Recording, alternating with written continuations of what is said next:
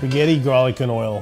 One of my favorite dishes, one of the most simple and most profound representations of Italian food. The idea that you can just have garlic, olive oil, a little bit of pepperoncino, and a little bit of parsley in the house, and you're able to make this incredibly complex and interesting spaghetti. We start off with a really good standard extra virgin olive oil, because we're not going to really be burning the oil. We're going to be just cooking the garlic very slowly and giving the garlic a little bit of color. What we do is we put the pasta water up. We're going to make the water nice and salty. What I use a Celtic sea salt, full of minerals, got a lot of flavor, a lot more flavor than a regular salt. And also you can use more sea salt than you can use regular chemical salt. So you can actually get more saltiness with less of that discomfort when something is overly salty.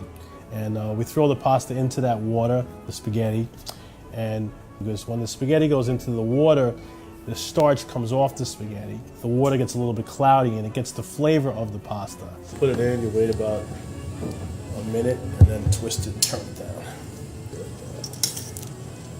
First 2 minutes of the cooking time is when pasta sticks. So that's when you need to keep it moving. So you have the salt, you have some of the starch in there. So we start the garlic up in the olive oil about midway through the cooking of the spaghetti, which is usually around 11 minutes. So I waited until it was hot enough to already start frying.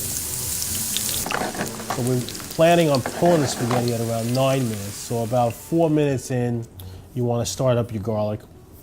We put a little bit of pepperoncino in just before we put the water in as well, so we spice up the oil a little bit with spicy calabrese peppers. As soon as the garlic turns brown inside the oil, we then ladle the pasta water directly into the saute pan with the garlic and oil. And as soon as we put the water in, we basically created a garlic and oil broth. We continue to keep boiling the garlic and oil broth until all the flavors kind of meld. Then a few minutes later, after about, like we said, about 9 minutes, we pull the pasta out, strain out all the water, put the pasta back into the saute pan with the garlic and oil and the water, and continue the cooking process right there inside the pan. So at that point, all that water, all that extra water, gets sucked up into the spaghetti, but it's not water anymore. It's pasta water, flavored with garlic, flavored with pepperoncino, flavored with extra virgin olive oil.